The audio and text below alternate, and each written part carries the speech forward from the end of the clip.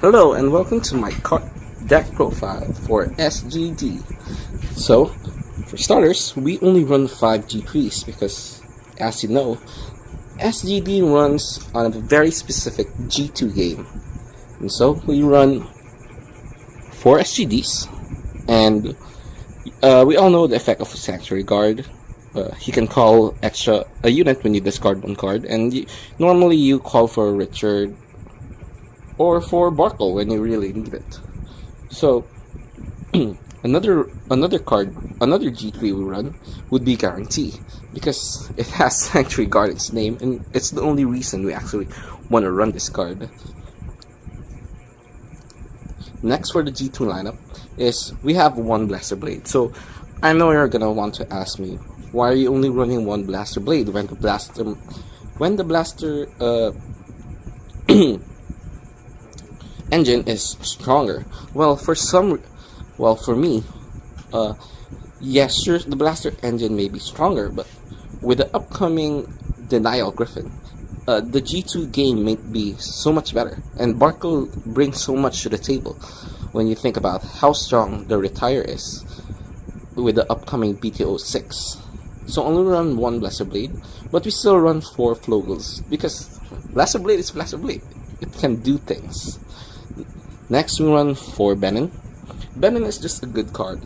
He has so many combos, and the most basic one would be to call Richard for free draw and free call. Next, we run 3 Twin Swords. So we only run 3 Twin Swords because you can easily search for him using the Violinist or the starter, Milius. Twin Sword is the 4th wave enabler of our deck. He really is just a strong card. So we run Violinist for the early game or the late game. Violinist is just a really strong card because of how much it can rush or provide toolbox to your deck. And next, we run 2 Breed, because Breed can actually reach 21k when you have 3 G1 below with the help of Regalier. Next, with the G1s, we run 3 normal PGs and 1 Brave. You can run 4 Braves or even run, I don't know, any type of PG. But for me, I think that the normal PG is the best PG because the deck isn't really that CB heavy. Or if ever you're actually winning when you actually use most of your CB now. And so for me, I don't think it's not worth investing on those PGGs, considering how the deck isn't CB reliant. Next, we run 4 Stride Fodders because Stride Fodder is heavily needed in any RP deck, and it's just good. You can use it. Next is 4 Richards for the free draws and the calls from Benin and SGD.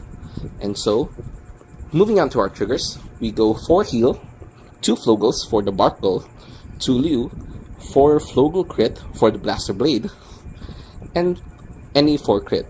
So, you might run 4 Liu or any higher number of Liu, but it's still the same. The only purpose of Liu in the deck is just Barkle can call it. And so the main star of the deck is here. We run 3 Barkles. So Barkle is, if we all know Barkle, he was one of the first starting Vanguard that was banned.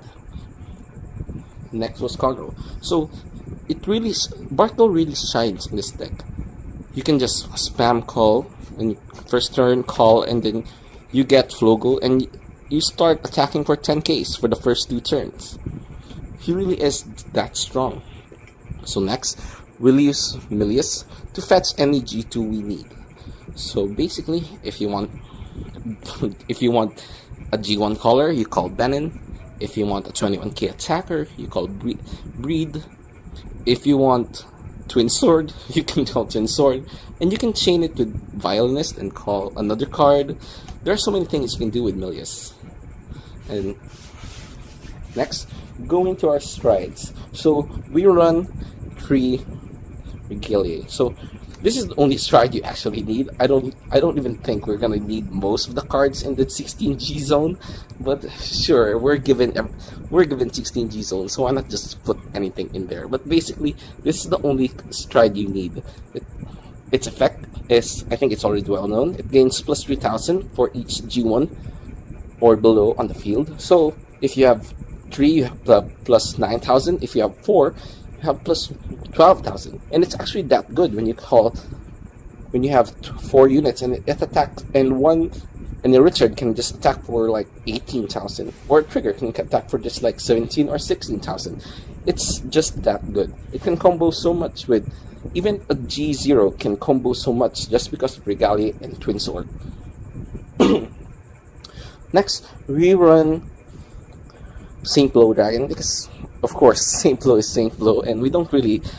The only reason we actually even want to use St. Blow is if we know that the opponent doesn't have any PGs and you just wanna, hey, I'm tired of playing this game, I just wanna attack you. Basically, just is it. And then another G4 would be Altamile. Altamile is actually pretty good. There are times when I actually choose Altamile over Regalia when striding. I know I already said that the 16, we don't really need any any other strides, but sometimes Altamile is just plain out better. I know that you might say that it gives a lower power output, but the fact that it toolbox so much in your deck provides so much for the SGD deck. I mean, like, even going for stride Altamile to search out the combo pieces is so strong when you use the G Guardians. Or even the fact that you use it second time, you're still actually hitting for at least 11k using your G2s. And it's pretty good. You can still have relentless attacks using Altamile. Next, we have one Seabreeze. Because, of course, why wouldn't we run Seabreeze? Seabreeze is one of those scary cards from the new FC, and it's because it actually punishes those who grade stuck. It's not like our deck already doesn't punish enough for those who grade stuck. Next, we run 2 Laser Guard, 1 Dismel, and 1 Screw. So sometimes I want to say that I don't really use Dismel that much, especially because of how toolboxy the deck is, and I sometimes switch it out for the Screw, but whatever build works for you. G-Guards are G-Guards, you can use anything you want. So basically, the deck runs as it is. It's either you go Twin Sword and start attacking anything, and then that Lone Blaster Blade is for those Bark Gold. It's for Bark Gold if ever you become grade stuck at G2, or if you just if you have too much Flow Gold in your hand, you can just search it. So basically, what you want in your field is that you have an opening hand of Bark Gold, and you just start spam calling because you know you're gonna win either way because you're actually using SGD. So this is my deck profile, and thank you for viewing.